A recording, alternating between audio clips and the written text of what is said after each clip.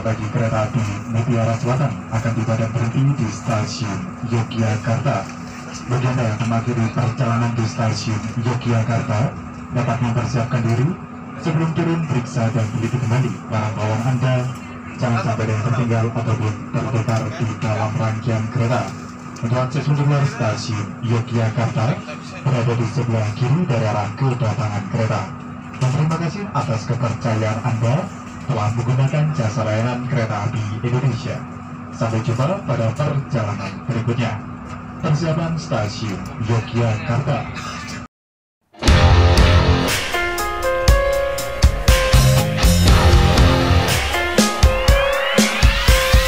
They sing a song for the broken hearted.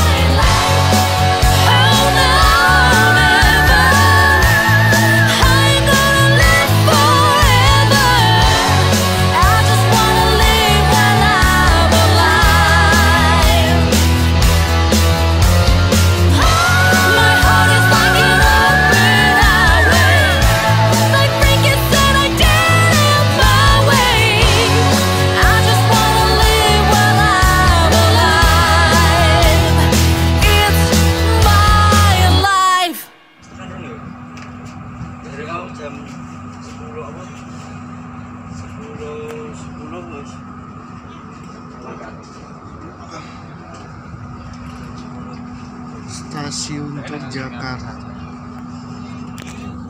Selamat datang stasiun Yogyakarta. Aduh, penuh guys, penuh sekali.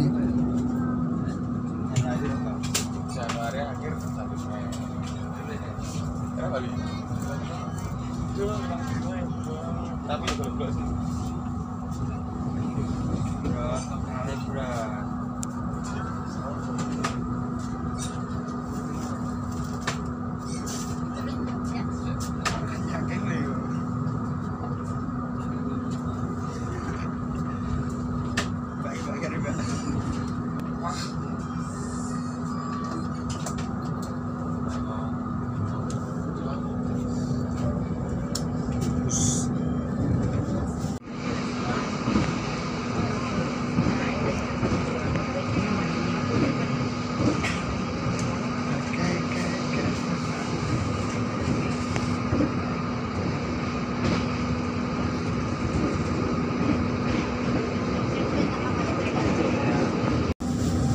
Yogyakarta penuh sekali Natal tahun baru.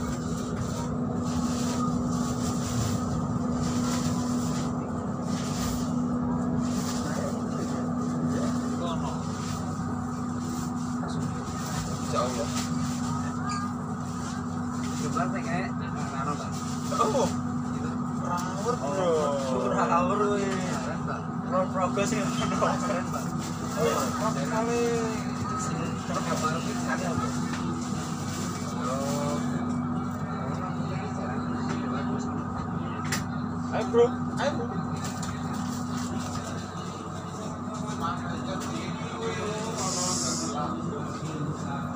Wilujeng Sumping, Stasiun Tugu Yogyakarta. Setengah perjalanan. Aduh, setengah perjalanan guys.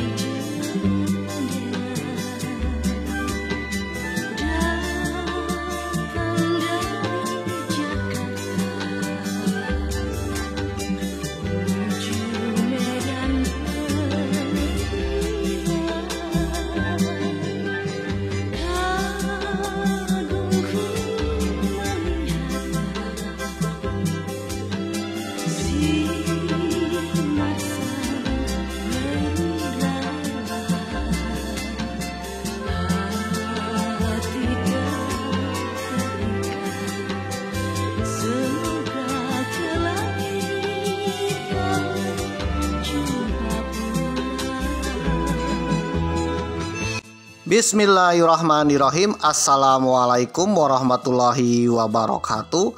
Om Swastiastu, Namo Buddhaya, Salam Kebajikan, Om Santi Santi Om, Sampurasun, Sugeng Rau, Ken kabari, apa kabar dulur-dulur baraya, warga negara Indonesia.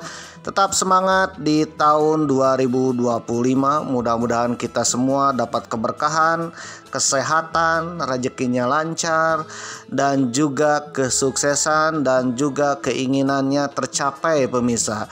Jadi bagi selama ini belum dapat jodoh, mudah-mudahan di tahun ini dapat jodoh pemirsa. Bagi selama ini belum dapat pekerjaan, mudah-mudahan dapat pekerjaan di tahun ini. Bagi selama ini yang kacau balau negeri kita, ya mudah-mudahan negeri kita kembali aman, tentram, dan sejahtera pemirsa. Oleh karena itu, marilah kita panjatkan puji syukur kita kehadirat Tuhan Yang Maha Esa. Mudah-mudahan di tahun ini dan seterusnya adalah tahun-tahun terbaik kita, negeri kita, bangsa Indonesia pemirsa. Amin. Selain itu, kebetulan video ini tayang ketika hari ulang tahun kemerdekaan Republik Indonesia yang ke-80 tahun pemirsa. Mama mengucapkan dirgahayu 80 tahun Indonesia. Alhamdulillah Indonesia sudah 80 tahun pemirsa. Dan mudah-mudahan Indonesia menjadi negeri yang damai, sejahtera, tentram, makmur, dan juga terbebas dari hama-hama pemirsa. Amin. Sekaligus juga mudah-mudahan negeri kita menjadi negeri macan Asia pemirsa. Apalagi kan kepemimpinan presiden sekarang kan sang macan Asia pemirsa. Ya insya Allah negeri kita akan menjadi macan Asia yang disegani, dihormati, mententramkan bangsanya, mensejahterakan, sekaligus mendamaikan baik dunia maupun bangsa kita pemirsa. Mudah-mudahan negeri kita menjadi macan Asia. Amin.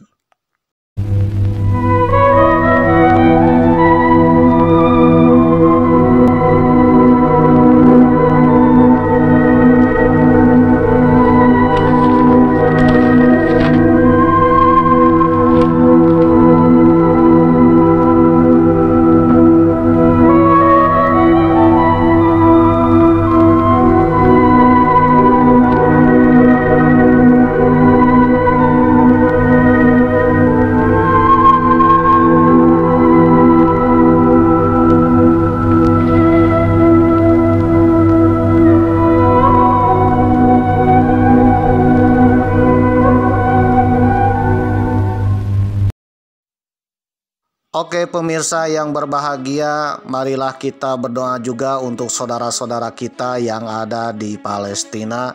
Mudah-mudahan saudara-saudara kita bangsa Palestina kembali menjadi bangsa yang damai, sejahtera, tentram, merdeka, dan terbebas dari hama-hama Israel pemirsa. Karena sejatinya bangsa Palestina bagi kita sebagai bangsa Indonesia adalah pahlawan pemirsa. Karena dahulu bangsa Indonesia ketika merdeka, ketika proklamasi, ya bangsa Palestina membantu bangsa Indonesia. Bahkan sebelum proklamasi pun bangsa Palestina sudah mendahului mendukung kemerdekaan Indonesia pemirsa. Waduh, kok bisa ya? Saudara tinggal cari aja sumbernya pemirsa ya. Kita merdeka tahun 1145 ya. Tahun 1144 bangsa Palestina mendukung kemerdekaan Indonesia loh. Waduh. Selain itu bangsa Palestina juga membantu kita ketika awal-awal kemerdekaan, ketika kita tak punya apa-apa pemirsa. Bangsa Palestina yang notabene dahulu banyak saudagar-saudagar kaya menggalang dana pemirsa, menggalang dana untuk membantu bangsa Indonesia, sekaligus menyebarkan berita proklamasi dan mempromosikan Indonesia ke negara-negara internasional, yaitu negara-negara Arab dan Eropa pemirsa. Sehingga banyak negara-negara Arab yang termasuk Liga Arab, termasuk Mesir, Arab Saudi, Yordania mulai mendukung kemerdekaan Indonesia pemirsa. Oleh karena itu, kata Bung Karno, bangsa Palestina ini adalah bangsa pahlawan pemirsa. Ya, kita sebagai bangsa Indonesia, bangsa yang menghargai jasa-jasa pahlawan, baik pahlawan dari bangsa kita maupun pahlawan dari bangsa lain, dari bangsa Palestina pemirsa. Sepatutnya kita doakan dan dukung kemerdekaan Palestina pemirsa. Mudah-mudahan Palestina terbebas dari hama-hama Israel. Mamang berdoa mudah-mudahan Palestina kembali menjadi negeri yang damai dan sejahtera. Amin. Free Palestine, merdeka Palestina.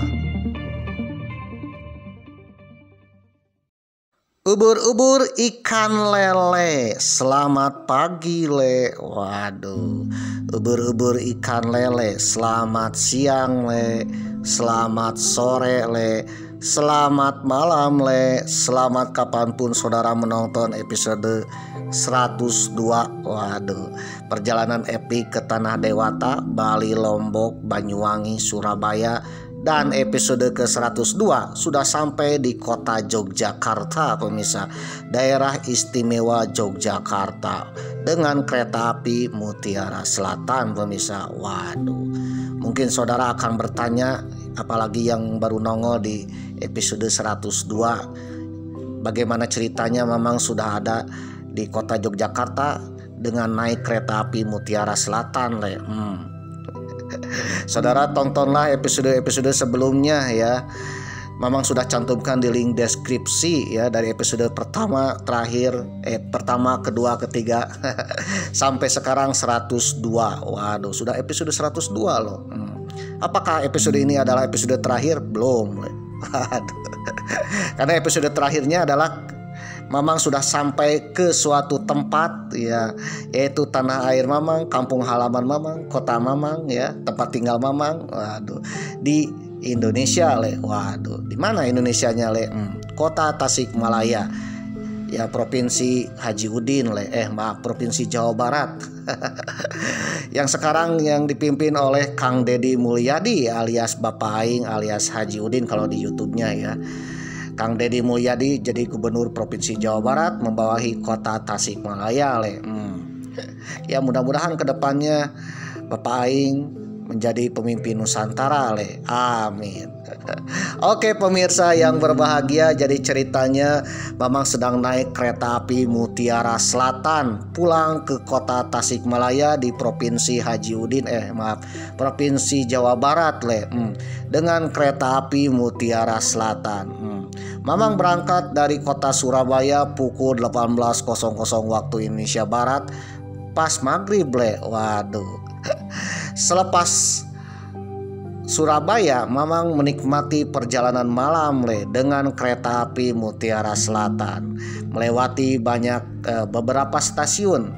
Di antaranya ada stasiun Mojokerto, stasiun Jombang.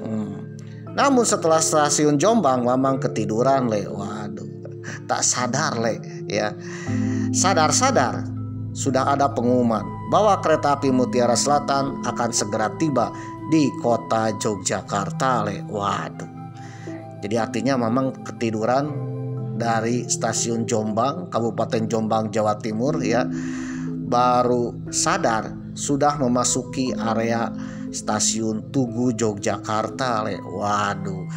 Jadi artinya Mamang ketiduran setengah perjalanan dari Surabaya ke kota Tasikmalaya le. Waduh. Kereta api Mutiara Selatan berangkat dari Surabaya pukul 18.00 waktu Indonesia Barat alias maghrib le. Sampai di kota Yogyakarta itu pukul 23.58 menit. Waduh. Jadi tinggal 2 menit lagi berganti hari le. Waduh. Dan juga kita sudah sampai di kota Yogyakarta, artinya setengah perjalanan menuju kota Tasikmalaya le, di provinsi Haji Udin provinsi Jawa Barat le. Dan diperkirakan nanti sampai di kota Tasikmalaya itu pukul 3.20 waktu Indonesia Barat. Kalau ke Bandung mungkin pukul 5 ya, atau mungkin pukul 6 pagi le. Waduh. Jadi artinya kota Yogyakarta ini adalah tengah-tengah perjalanan kereta api Mutiara Selatan dari Surabaya ke Bandung melewati Tasikmalaya le. Oke pemirsa yang berbahagia, ternyata kereta api Mutiara Selatan ini membawa penumpang hampir kebanyakan akan turun di stasiun Yogyakarta le. Waduh. Ternyata kota Yogyakarta ketika Natal 2024 adalah tempat yang ramai dikunjungi wisatawan le. Memang lihat ketika memasuki ke area stasiun Yogyakarta, ya kereta api Mutiara Selatan ini ternyata disambut hangat para pengunjung wisatawan di Malioboro. Waduh, ya. Memang lihat kiri kanan ya, banyak yang membawa handphone langsung mengarahkan dan memvideokan kedatangan kereta api Mutiara Selatan le. Dan terlihat juga ya lalu lintas di area sekitaran stasiun Yogyakarta alias Jalan Malioboro macet le. Waduh, penuh le, kelihatan sesak le. Padahal kelihatan juga di jendela itu sedang turun hujan rintik-rintik le. Itu menandakan bahwa kota Yogyakarta adalah kota teramai le, banyak dikunjungi wisatawan le. Karena memang ya kalau kau pergi ke Yogyakarta akan mengangenin le. Memang aja kan sering pergi ke Yogyakarta le ya, berkali-kali. Kota Yogyakarta ini ternyata meskipun kita datang berkali-kali tetap ngangenin le, pingin datang lagi, datang lagi. Tak bosan-bosan le. Ya padahal yang dikunjunginya itu juga tapi tak bosan-bosan le. Waduh. Ya jadi itulah keunikan kota Yogyakarta le. Jadi kereta api ini ketika memasuki stasiun Tugu Yogyakarta disambut hangat ya para pengunjung wisatawan Malioboro le. Waduh. Dan disambut hangat juga para warga ya yang ada di sekitaran rel kereta ini. Benar-benar ramai sekali le. Waduh. Dan kelihatan jalan Malioboro-nya benar-benar macet le. Waduh. Padahal ini tengah malam ya menjelang 00.00 waktu Indonesia Barat le. Waduh. Dan turun hujan le. Dan selain itu ternyata penumpang kereta api Mutiara Selatan hampir semuanya turun di kota Jogja le. Waduh. 2/3 penumpang kereta api Mutiara Selatan turunnya di Jogja le. Waduh. Memang lihat ketika naik kereta api Mutiara Selatan di stasiun Surabaya Gubeng itu penuh sesak le. Waduh. Bahkan hampir semua bangku-bangku ya, semua kursi terisi. Kecuali kursi yang di sebelah Mamang ya, yang kosong semuanya terisi le. Tapi ketika sampai di kota Jogja ya, murudul le. Waduh. Hampir turun semua. Di gerbong Mamang atau kereta Mamang aja yang turun hampir semua le. Dan yang tersisa hanya 15 orang. Mamang sempat yang menghitung penumpang yang berangkat dari stasiun Tugu Jogja, ternyata hanya 15 orang le. Waduh.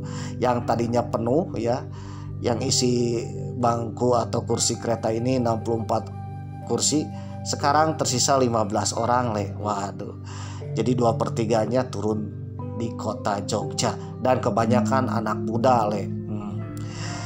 Jadi kereta api Mutiara Selatan adalah salah satu alternatif perjalanan dari Surabaya ke Jogja. Bahkan dengar-dengar ya ada tarif khusus bagi para penumpang yang naik dari Surabaya ke Jogja le. Waduh, dimana harga tiketnya agak lebih miring-miring le.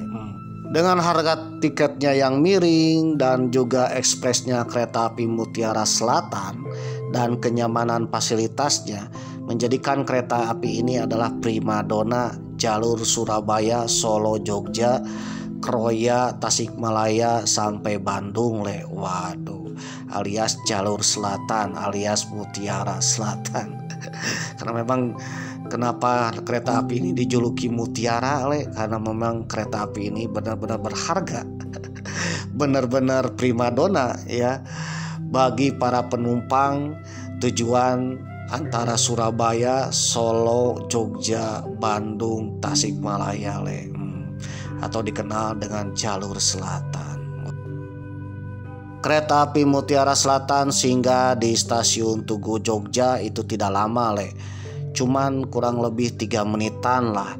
Jadi ketika semua para penumpang kereta api Mutiara Selatan yang akan turun di Jogja turun semua, dan para penumpang yang akan naik kereta api Mutiara Selatan sudah naik, kereta api Mutiara Selatan pun ya segera diberangkatkan le. Waduh. Jadi cuman 3 menit singgah di kota Yogyakarta. Waduh. Oke pemirsa yang berbahagia, berbicara tentang Yogyakarta. Yogyakarta adalah salah satu daerah istimewa setara dengan provinsi, tetapi istimewa. Apa keistimewaan Yogyakarta? Yaitu satu-satunya provinsi di Republik Indonesia dengan gubernurnya adalah seorang sultan adalah seorang raja Waduh.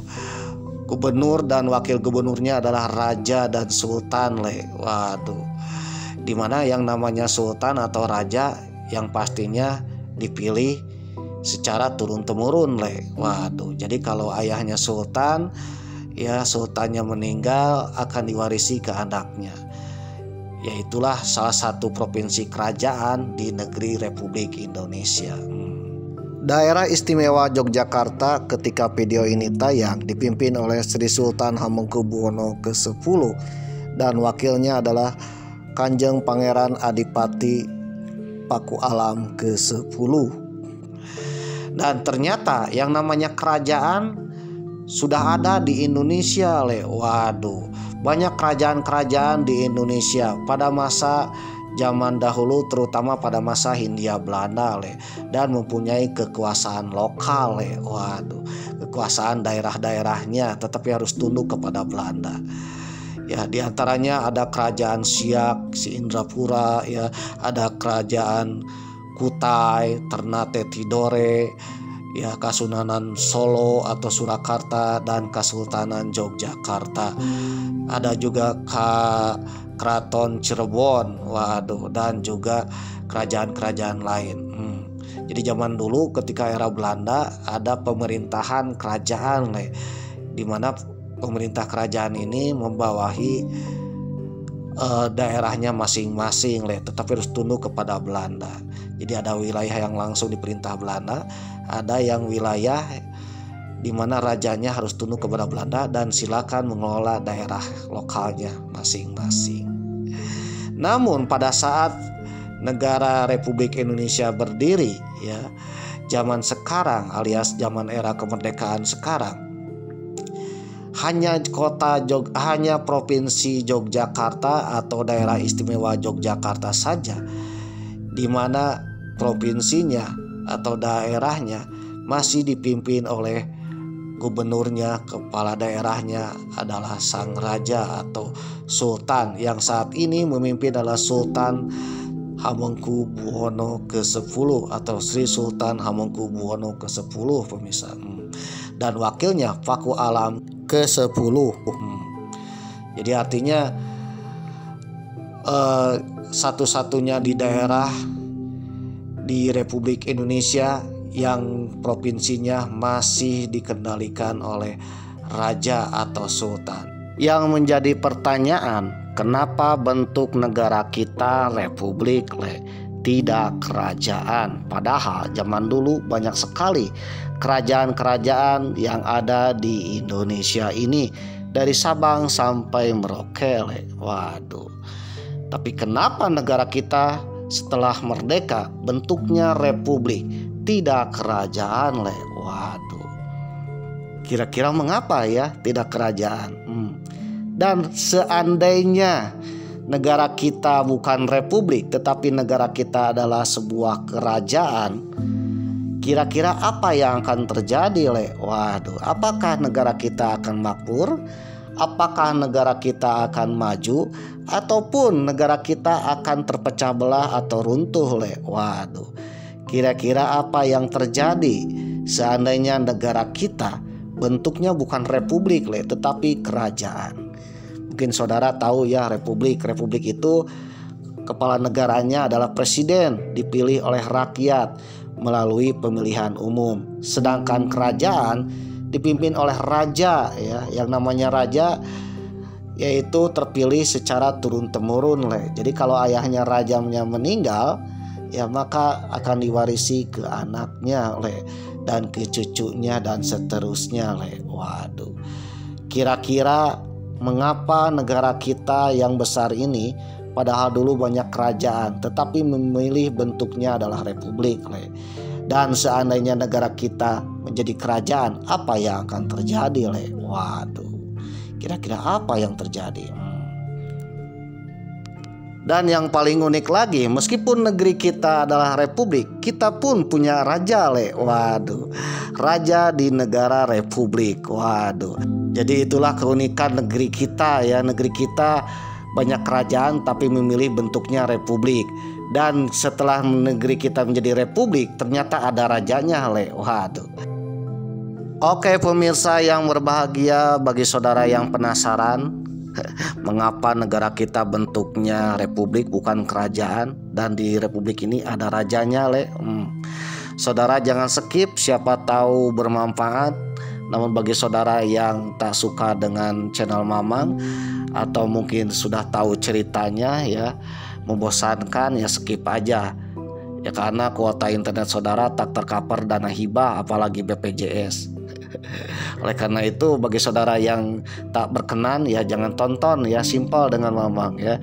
Suka tonton, tak suka jangan tonton ya, karena saudara mau nonton atau tidak pun tak berpengaruh bagi Mamang. Waduh.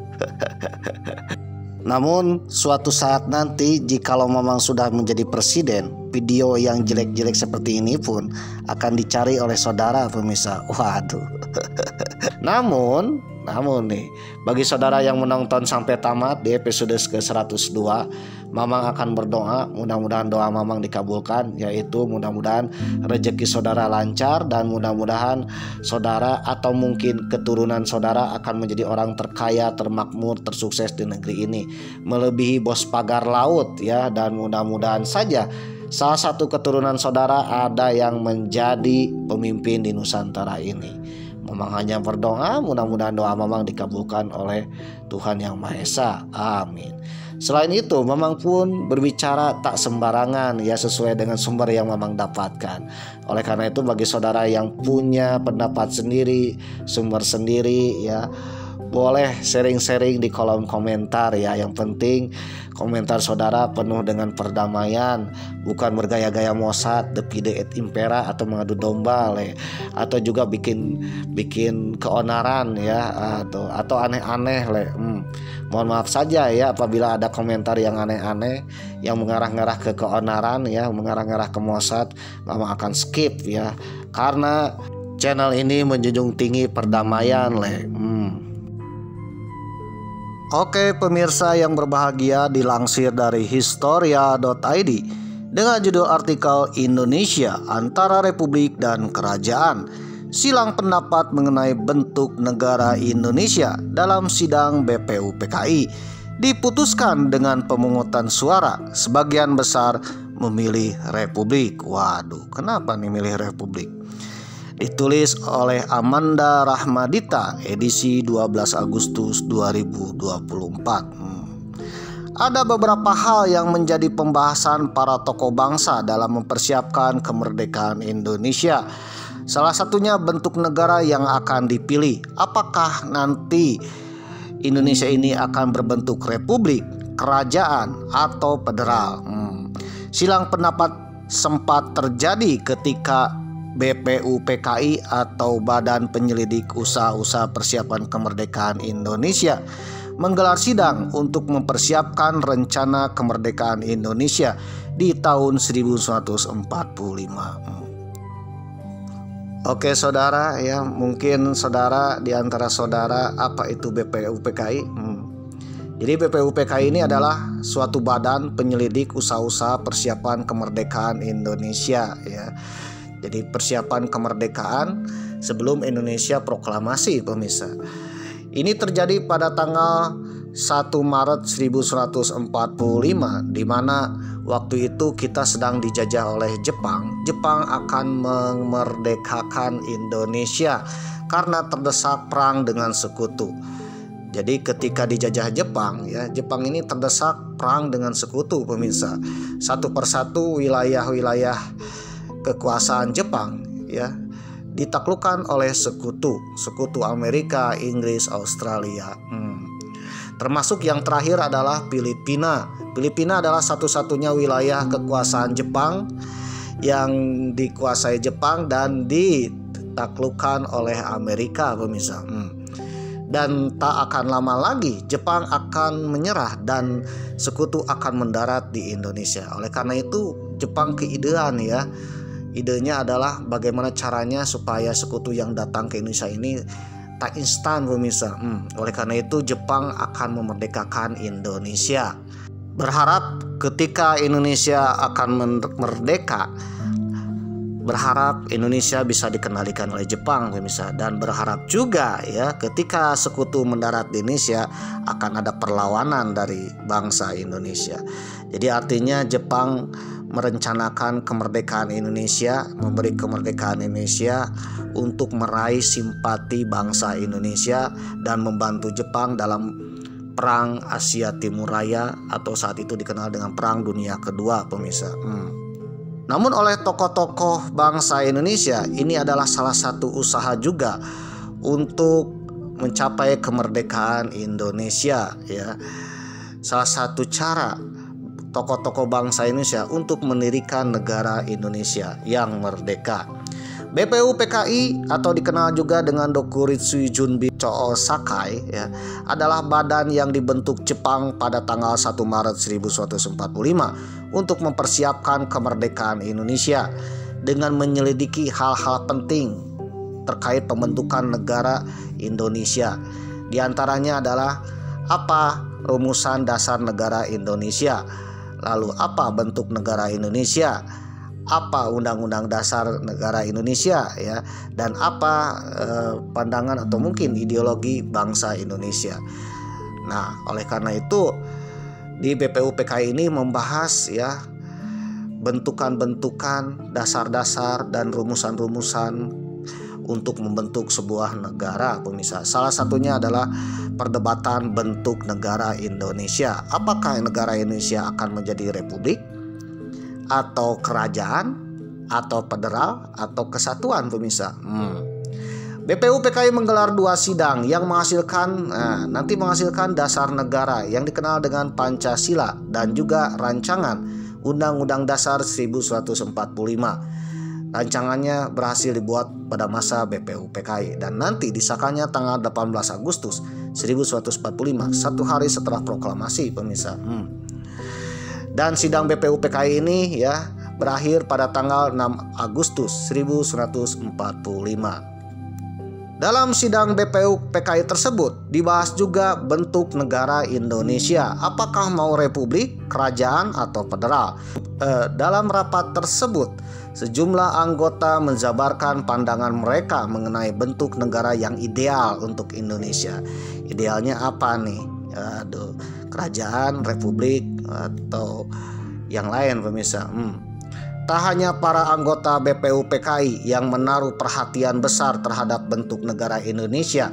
Soekarno dalam bukunya autobiografinya Bung Karno Penyambung Lidah Rakyat yang ditulis oleh Cindy Adam juga pernah membahas hal ini bersama Bung Hatta pada bulan Maret 1945. Hatta dan aku terbang ke Makassar.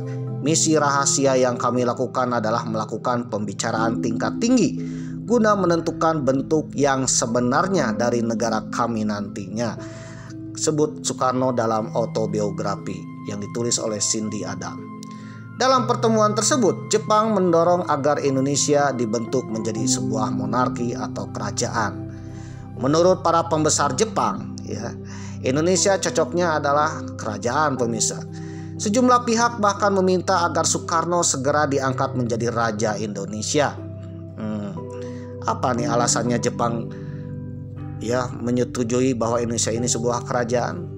Karena Jepang sendiri juga kerajaan ya, kekaisaran.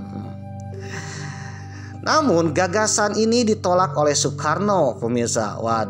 Ia mengatakan di saat awal sekali ketika kemerdekaan ini masih merupakan sebuah impian yang jauh, aku telah berjanji kami tidak menghendaki sebuah kerajaan. Aku selalu berbicara menentang bentuk lain kecuali republik. Soekarno dengan tegas ya menentang kerajaan pemirsa. Dan lebih baik Indonesia itu bentuknya republik. Padahal Soekarno ini ditawari Jepang ya untuk menjadi raja jikalau Indonesia merupakan sebuah kerajaan pemirsa. Jepang sendiri kan merupakan sebuah kekaisaran atau kerajaan. Ternyata dibalik mengapa Jepang mengusulkan supaya negara Indonesia ini sebuah kerajaan, ya tak lain nanti kerajaannya meskipun kerajaan ya bisa dikendalikan oleh Jepang pemirsa, dan berharap menjadi kerajaan atau negara boneka Jepang, mirip-mirip dengan Mansukuoka ya, atau negara Mansuria yang dipimpin oleh Kaisar Puyi pemirsa. Kaisar Tiongkok yang lengser dan mendirikan kerajaan atau kekaisaran Mansuria yang di bawah pendudukan Jepang pemirsa. Jadi berharap Indonesia itu mungkin seperti Mansuria pemirsa. Namun hal ini ditolak oleh Soekarno pemirsa. Waduh. Gagasan menjadi Indonesia sebagai sebuah kerajaan sungguhnya cukup beralasan ya. Mengingat pada saat itu terdapat sejumlah kerajaan di berbagai daerah di Nusantara. John Morris menulis dalam biografi Sultan Hamengkubuwono ke-9, Prince in a Republic, sebuah besar kemungkinan Jepang mendorong agar Indonesia dibentuk menjadi sebuah monarki atau istilah lainnya kerajaan karena menganggap bentuk negara seperti inilah yang sesuai bagi negara tersebut. Sekelompok pendukung monarki bertemu di Magelang dan setuju untuk mengusulkan sultan sebagai kepala negara baru. Sultan di sini ada Sultan Hamengkubuwono ke-9, ya sultan dari Yogyakarta pemirsa. Dan ide ini disambut baik oleh Jepang dan sebagian besar pegawai negeri setempat. Para pamong praja konservatif yang telah menghabiskan sebagian besar karirnya mereka di bawah pemerintah Belanda zaman dulu mungkin melihat kerajaan baru atau monarki sebagai kembalinya kemafanan mereka di masa lalu. Jadi ternyata selain Jepang ya ada juga tokoh-tokoh di negeri ini yang menghendaki bahwa Indonesia ini berbentuk kerajaan bukan republik. Itu tokoh-tokoh bangsa Indonesia yang dulunya adalah seorang pamong praja, para bangsawan, para pegawai negeri pemirsa. Pegawai negeri pada masa kolonial Belanda. Karena memang pada saat masa kolonial Belanda kan kerajaan ya. Mereka merasakan kesejahteraan ketika zaman Hindia Belanda pemirsa. Dan oleh karena itu ketika ada wacana akan mendirikan sebuah negara baru ya, tokoh-tokoh inilah ya yang menginginkan negara Indonesia ini bentuknya kerajaan. Karena kalau kerajaan tentunya kemafanan mereka semasa Hindia Belanda akan terulang kembali pemirsa. Para tokoh ini ya menunjuk Sultan Hamengkubuwono ke-9 supaya menjadi raja di negara Republik Indonesia seandainya negara Indonesia berbentuk kerajaan pemirsa. Bahkan Jepang juga ya mengusulkan ya supaya Sultan Hamengkubuwono, Sultan Yogyakarta ya Sultan Hamengkubuwono ke-9 HB9 supaya diangkat menjadi raja di Indonesia. Apa tanggapan Sultan Hamengkubuwono ke-9 ketika beliau ditawari untuk menjadi raja di Indonesia dan Indonesia bentuknya kerajaan atau monarki? Sultan Hamengkubuwono ke-9 dengan tegas menyangkal pernah menerima pendekatan dari Jepang dalam hal ini ya. Kata Sultan, belum pernah ada pihak Jepang atau tokoh-tokoh lain yang datang ya yang mengusulkan supaya Pak Sultan diangkat jabatannya menjadi raja di Indonesia, bukan lagi raja di Yogyakarta. Di sisi lain, opsi monarki sesungguhnya tak terlalu populer jika dibandingkan dengan republik. Banyaknya jumlah kerajaan di Indonesia pada saat itu justru menjadi penyebabnya, karena tidak ada satupun penguasa yang memiliki pengakuan atau penerimaan yang luas di luar dari wilayahnya. Selain itu, menurut John Morris, sejumlah anggota kerajaan dari Yogyakarta dan Solo juga tidak menyuarakan monarki di sidang BPUPKI supaya Indonesia berbentuk kerajaan pemirsa. Apalagi ya menunjuk Pak Sultan untuk menjadi raja pemirsa. Menurut R.F. Dehler salah seorang tokoh Indo-Eropa sekaligus anggota BPUPKI yang justru aktif menyuarakan gagasan bahwa negara Indonesia cocoknya adalah kerajaan. Ini alasannya. Meskipun Dahler sebelumnya adalah seorang 100% pendukung Republik atau pendukung negara Republik atau dikenal dengan Republikan. Waduh. Pria kelahiran Semarang tahun 1883 itu kini percaya bahwa kerajaan atau monarki mewakili pola terbaik untuk kemajuan manusia dan agama di dunia, karena seorang raja adalah wakil Tuhan di bumi. Walau begitu, jika mayoritas memilih Republik, ia tidak akan menghalanginya. Di sisi lain, sejumlah anggota BPUPKI beranggapan bahwa opsi monarki atau kerajaan tak cukup meyakinkan.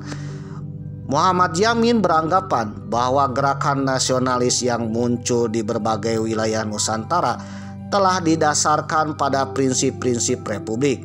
Sedangkan menurut Ki Bagus Hadikusumo, salah seorang BPUPKI juga menilai negara yang akan merdekanya tengah diperjuangkan.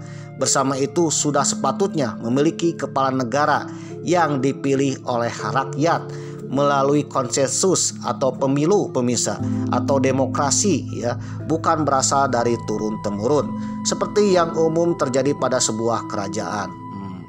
Silang pendapat di antara para anggota BPUPKI mengenai bentuk negara, apakah republik atau kerajaan, akhirnya mendorong dilakukannya pemungutan suara pemirsa. Waduh, ya, untuk meyakinkan apakah para tokoh-tokoh perwakilan ini, ya, bukan anggota dewan, ya, ini tokoh-tokoh perwakilan yang kelak akan mendirikan sebuah bangsa, pondasi bangsa ini, apakah negara kita berbentuk kerajaan atau republik nih. Hasilnya, waduh, 55 orang mendukung bentuk republik, sementara 6 orang memilih bentuk negara yang lain. Ini hasil pemungutan suara apakah negara kita bentuk republik atau kerajaan. Ternyata 55 orang, ya, memilih bentuk republik, sementara 6 orang memilih bentuk negara yang lain, pemirsa. Salah satunya adalah kerajaan. L.G. Gibbs menulis dalam Soekarno biografi Soekarno, bahwa ada harapan sejumlah delegasi, khususnya para perwakilan dari wilayah kerajaan dan juga priai, akan memilih bentuk pemerintahan monarki atau kerajaan. Namun hasil pemungutan suara menunjukkan bahwa mayoritas anggota memilih bentuk pemerintah republik. Menurut Notulen, kelompok Muslim mendukung bentuk pemerintahan republik karena agama mereka mengharuskan agar masalah-masalah politik diselesaikan dengan musyawarah, tulis Gilbert dalam bukunya. Sementara itu, menurut Sidik Kertapati dalam bukunya Sekitar Proklamasi 17 Agustus 1145, perbedaan pendapat mengenai bentuk negara Indonesia sesungguhnya hanya akal-akalan Jepang. Sebab sebagian besar tokoh bangsa yang ambil bagian dalam persiapan kemerdekaan Indonesia menghendaki agar negara merdeka yang akan dibangun itu berbentuk republik dengan seorang kepala negara yang dipilih oleh rakyat. Kelompok yang didukung Jepang menginginkan bentuk monarki yang jumlahnya kecil, masih juga berani memperdengarkan suaranya walaupun akhirnya kalah dan terpojok, ya, ketika pemungutan suara, tulis aktivis pemuda Asrama Menteng 31 yang memangkutip dari historia.id. Nah, yang paling unik ini adalah kedekatan para priai, para bangsawan atau tokoh-tokoh yang mendukung bentuk kerajaan serta dari Jepang, pemirsa. Para tokoh ini berharap bahwa Sri Sultan Hamengkubuwono ke-9, Sultan Yogyakarta yang dicintai rakyat dari Sabang sampai Merauke, ya, jangankan warga Jogja, ya, warga dari Sunda, Jawa, Sumatera, dari Sabang sampai Merauke, ya, itu menghormati Sri Sultan Hamengkubuwono ke-9. Bahkan ada yang bilang lebih baik kita bentuknya kerajaan, ya, dengan rajanya Sri Sultan Hamengkubuwono ke-9. Usulan dari para tokoh tersebut ternyata diiyakan oleh Jepang, pemirsa, dan Jepang pun berharap bentuk negara Indonesia itu adalah kerajaan, sama seperti Jepang ya. Jepang sendiri kan kekaisaran atau kerajaan, pemirsa, dan berharap pula kepada Sri Sultan Hamengkubuwono ke-9 untuk menjadi raja di Indonesia, pemirsa. Namun apa kata Pak Sultan ya? Apa kata Pak Hamengkubuwono ke-9, Pak HBI? Ternyata Pak Sultan ya, Sri Sultan Hamengkubuwono ke-9 menolak untuk jadi raja di Indonesia dan menolak negara Indonesia berbentuk kerajaan. Bahkan Sri Sultan Hamengkubuwono ke-9 ya menyetujui bahwa bentuk negara Indonesia adalah republik, pemirsa. Waduh, kenapa nih Pak Sultan ya ditawari untuk jadi raja di Indonesia, beliau tidak mau, pemirsa. Bahkan beliau berpendapat bahwa Indonesia ini lebih baik bukan kerajaan tapi republik, pemirsa. Kalau memang jadi raja, jadi sultan Pak HBI ya, Pak Hamengkubuwono ke-9, mungkin ceritanya agak lain, pemirsa ya. Mungkin memang akan menerima, pemirsa, jadi raja di Indonesia, pemirsa. Namun Pak Sultan Hamengkubuwono ke-9 punya pemikiran lain dan beliau menolak jadi raja sekaligus menolak bentuk negara Indonesia adalah kerajaan, pemirsa, dan memilih menjadi bentuk negara Indonesia itu lebih baik republik, pemirsa. Meskipun bentuk negara kita republik dan meskipun Sri Sultan Hamengkubuwono ke-9 menolak jadi raja Indonesia dan menolak bentuk negara Indonesia ini kerajaan, dilansir dari historia.id dengan judul artikel sebuah usaha mengenal Sultan Hamengkubuwono ke-9, kisah Pangeran Hengki dari Keraton Yogyakarta, tokoh politik yang apolitis, Raja Jawa yang pro republik. Waduh, ditulis oleh ya Boni Triana 15 April 2017. Kendati memainkan peran penting, penampilan Sultan Hamengkubuwono ke-9 di dalam buku sejarah tak sesering tokoh republik lainnya. Soalnya tentangnya paling dikaitkan dengan posisinya sebagai wakil presiden RI kedua atau wapres pertama semasa Presiden Soeharto. Jadi nanti pada masa Pak Harto ya, wapres pertamanya adalah Sri Sultan Hamengkubuwono ke-9, pemirsa. Selebihnya hanya terdengar sayup-sayup dalam berbagai perbincangan soal sejarah dan sesekali politik di negeri ini. Buku yang lumayan memberikan informasi tentang HB9 adalah Tahta untuk Rakyat, terbit pertama kali pada tahun 1182. Buku yang disusun oleh para sahabat dekat Sri Sultan Hamengkubuwono ke-9 seperti Muhammad Rum dan Mukhtar Lubis itu memuat tulisan-tulisan mereka yang mengenal dekat dengan Pak Sultan dan juga kisah-kisah seputar kehidupan Sri Sultan Hamengkubuwono ke-9. Sri Sultan Hamengkubuwono ke-9 ternyata banyak sekali peran yang dimainkan ketika era-era berdirinya Republik Indonesia. Menurut John Mavis, Sultan Hamengkubuwono ke-9 memainkan peran penting dalam sejarah di Republik ini. Ketika Jakarta semakin berbahaya bagi pemimpin Republik, Sri Sultan Hamengkubuwono ke-9 membuka pintu istananya di Yogyakarta yang dikenal dengan perpindahan ibu kota dari Jakarta ke Yogyakarta, pemirsa. Di mana Yogyakarta untuk dijadikan pusat pemerintahan Republik Indonesia. Bahkan dia menyumbangkan sebagian besar hartanya untuk menghidupi pemerintahan yang masih jabang bayi, pemirsa. Waduh. Jadi harta keraton ya itu membiayai Republik Indonesia ini, pemirsa. Bahkan ada yang bilang seandainya Sri Sultan Hamengkubuwono IX tidak membukakan pintu menjadi pusat pemerintahan Republik Indonesia, mungkin Indonesia yang proklamasi setahun kemudian akan runtuh, pemirsa. Waduh, ditambah lagi Pak Sultan ini bukan lagi menyediakan tempat untuk Republik, tetapi juga menyumbangkan ya keuangannya untuk Republik Indonesia ini, dan juga menjaga pemerintahan Soekarno, pemirsa, Soekarno-Hatta.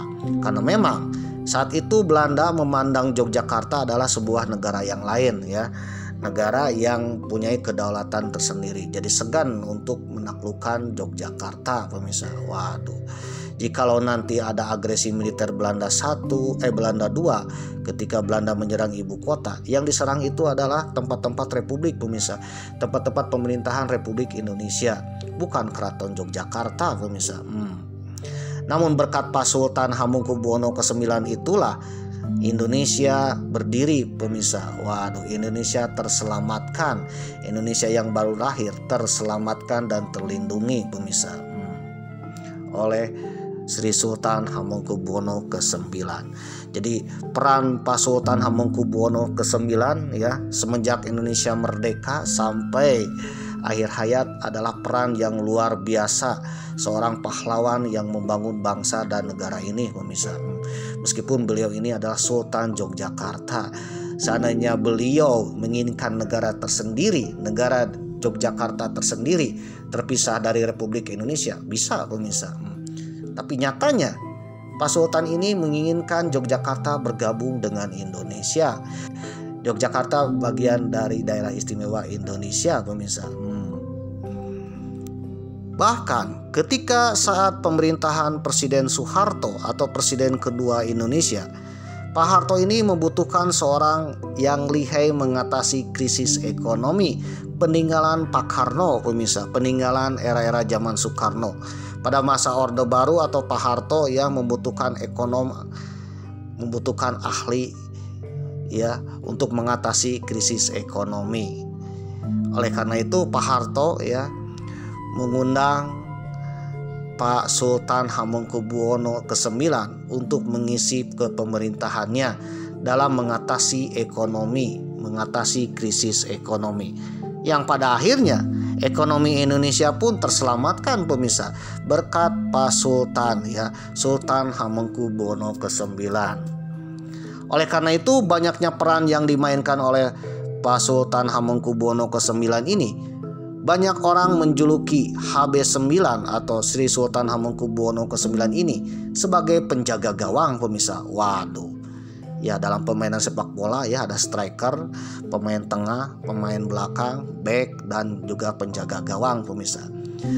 Bolehlah strikernya adalah presiden atau pemimpin Republik Indonesia, ya. Jikalau gagal menghadapi oleh presiden, oleh menteri-menterinya, oleh yang lain, maka akhirnya adalah penjaga gawangnya adalah Sri Sultan Hamengkubuwono ke-9. Dan alhamdulillah berkat penjaga gawang Sri Sultan Hamengkubuwono ke-9 ini tidak ada kebobolan, pemirsa, tidak ada kehancuran, pemirsa, ketika menghadapi sebuah krisis atau juga suatu permasalahan ketika Indonesia baru merdeka, pemirsa. Karena banyaknya peran yang dimainkan, maka masyarakat, ya, para tokoh menjuluki Pak HB9 ini sebagai penjaga gawang yang baik, pemirsa. Waduh, ya, penjaga gawang sepak bola negeri Indonesia terbaik, pemirsa. Ya, jadi sejago-jagonya striker, ya, kalau penjaga gawangnya kurang baik kan bisa kebobolan juga, pemirsa. Waduh, strikernya jelek, waduh, pemain tengahnya jelek, backnya jelek, tapi kalau penjaga gawangnya jago, ya, tak akan kalah, pemirsa, ya, minimal seri, pemirsa. Waduh, tidak akan kebobolan, pemirsa. Waduh. Nah, penjaga gawang politik yang baik waktu itu adalah Pak HB9. Berkat Pak HB9 lah, ya, Indonesia yang hampir kalah, hampir hancur, hampir krisis dan hampir berakhir itu terselamatkan, pemirsa. Waduh. Dilansir dari jurnal ipw.ac.id dengan judul artikel Pemikiran Sultan Hamengkubuwono IX terhadap Negara Kesatuan Republik Indonesia, ditulis oleh Ganjar Trisiwi, Subaryana, dan Mardikun. Sultan Hamengkubuwono ke-9 merupakan putra dari Sultan Hamengkubuwono ke-8 yang mewarisi tahta ke-9 di Kesultanan Yogyakarta dengan sistem pemerintahan yang beliau pegang teguh, yakni tahta untuk rakyat. Ingat ya, garis bawahi, tahta untuk rakyat ya, bukan jabatan untuk bisnis pemirsa. Maaf. Tahta untuk rakyat. Meskipun beliau adalah seorang raja yang notabene turun temurun warisan ya, tetapi beliau bertahta untuk kepentingan, untuk kesejahteraan, untuk keselamatan rakyat pemirsa. Tahta untuk rakyat berarti bahwa segala kewenangan dan kekuasaan raja ya, kekuasaan raja diabdikan demi keselamatan, kesejahteraan, kemakmuran serta ketentraman rakyat. Beliau merupakan salah satu tokoh penting saat revolusi pasca kemerdekaan Negara Kesatuan Republik Indonesia pemirsa. Jadi beliau ini memimpin Yogyakarta menjadi raja untuk kepentingan rakyat pemirsa ya. Beda halnya dengan yang lain pemirsa. Kalau pejabat lain ya bertahta untuk mencari keuntungan dari rakyat pemirsa. Waduh. Jadi beliau ini bertahta untuk rakyat, untuk kesejahteraan rakyat, bukan bertahta untuk mengeruk, untuk mencari keuntungan dari rakyat pemirsa.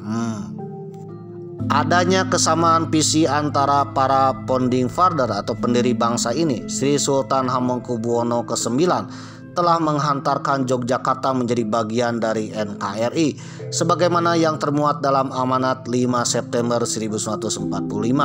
Beliau adalah orang yang meminta agar ibu kota NKRI pindah saja ke Yogyakarta pasca serangan Belanda ke Indonesia.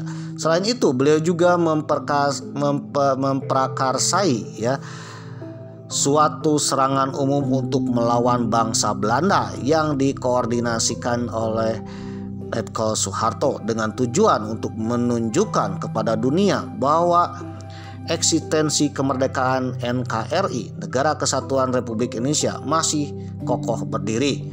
Selain itu juga, perjuangan juga dilakukan dengan jalur diplomasi pemirsa.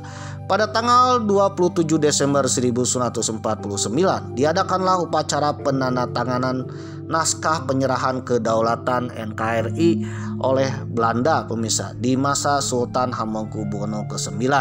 Sultan Hamengkubuwono ke-9 ditunjuk sebagai wakil dari pihak Indonesia karena beliau dianggap sebagai penjaga gawang NKRI pemirsa. Waduh, yang merupakan benteng pertahanan terakhir ya dari pihak Indonesia seandainya terjadi kegagalan dalam konferensi Meja Bundar.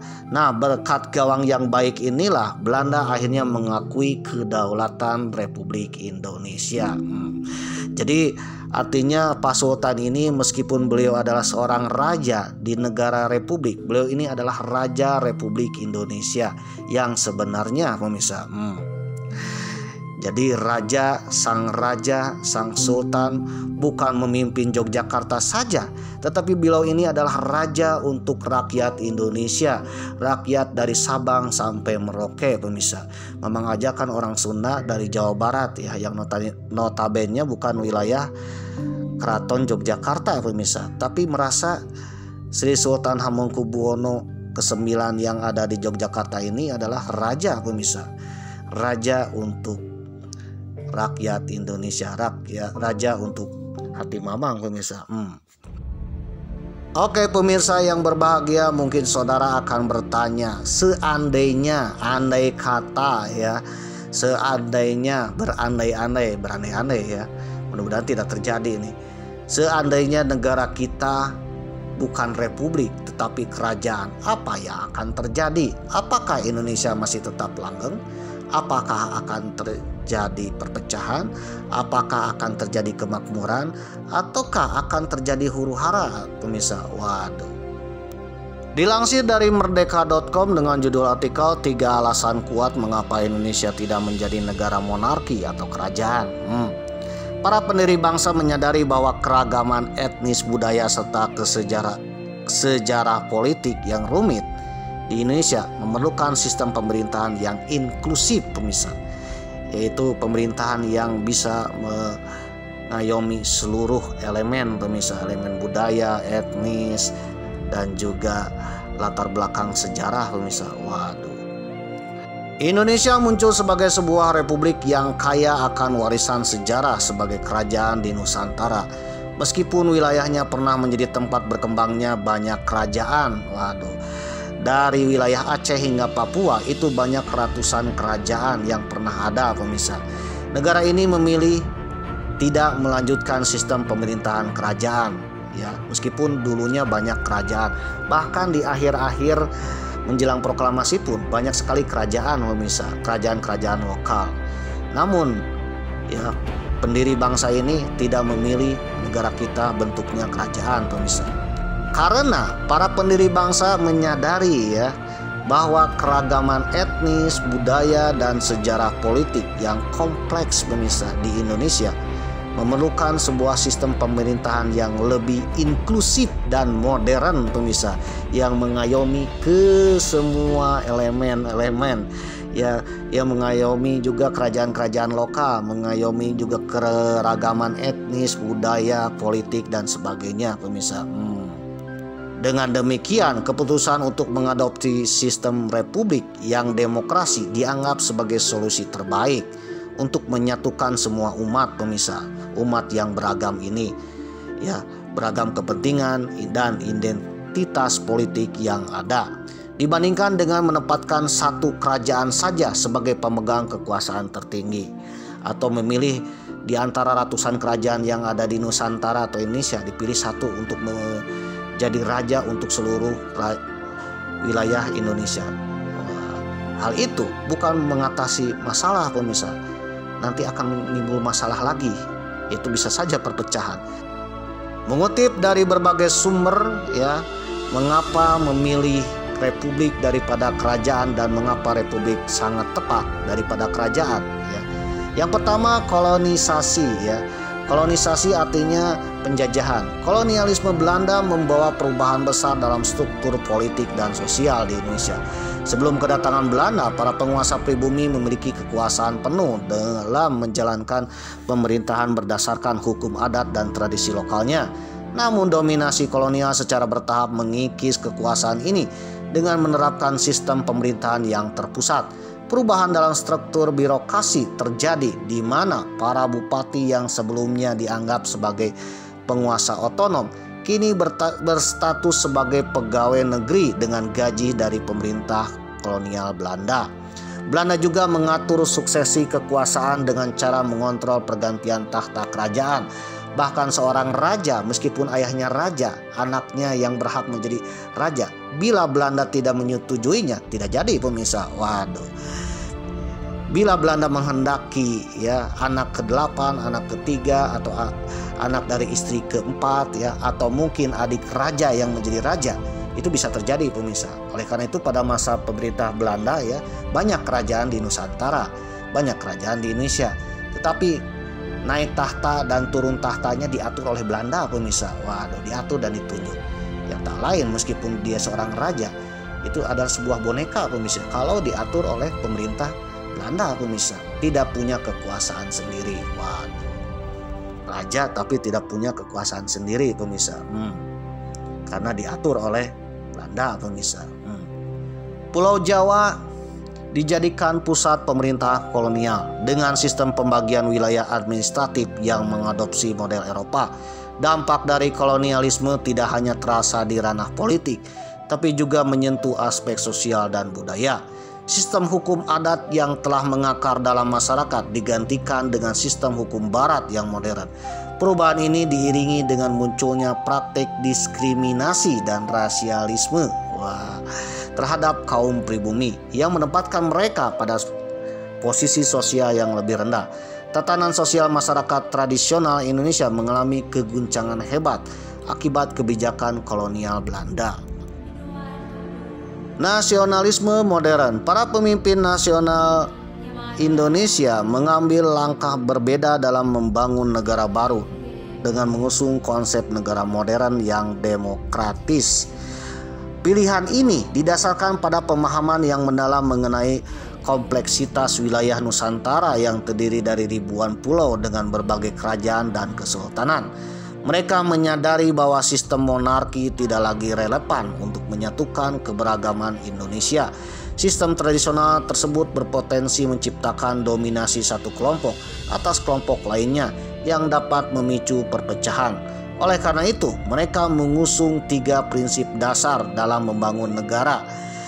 Berdasarkan negara modern ya, itu terdiri tiga konsep ya dasar dalam membangun negara. Yang pertama adalah demokrasi, yang kedua kesetaraan, dan yang ketiga kedaulatan rakyat ya.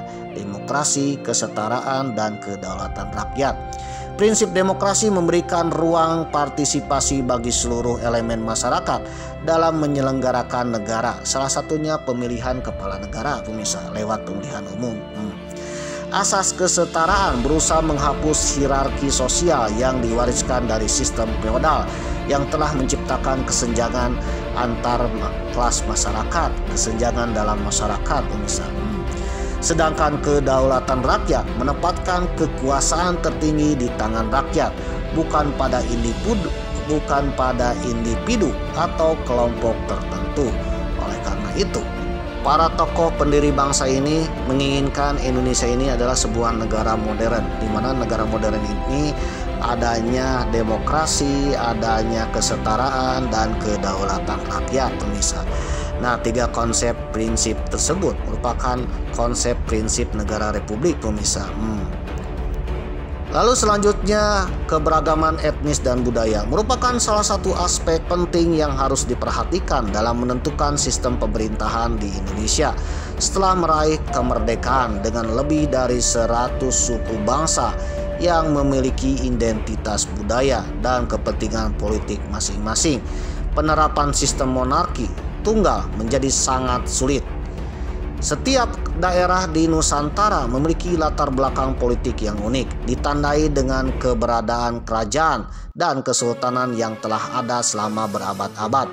Masing-masing entitas politik ini memiliki klaim legitimasi sejarah yang setara, sehingga akan muncul penolakan jika salah satu kerajaan ditetapkan sebagai pemimpin tunggal atas yang lain.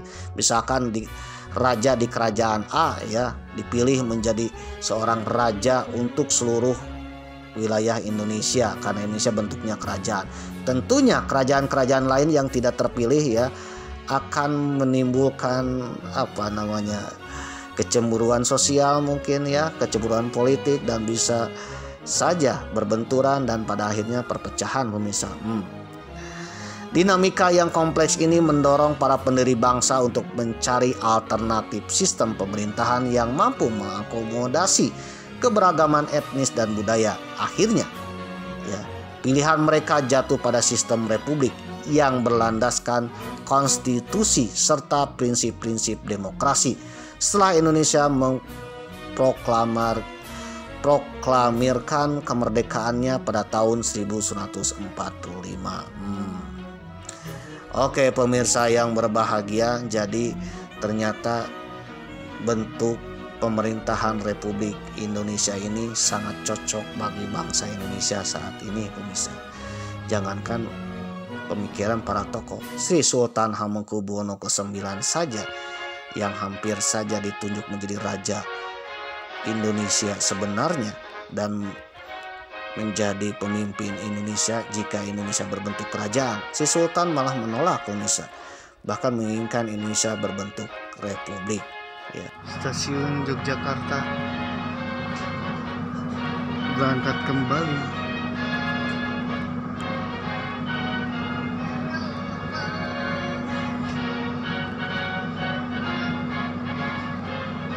Stasiun Tugu Yogyakarta.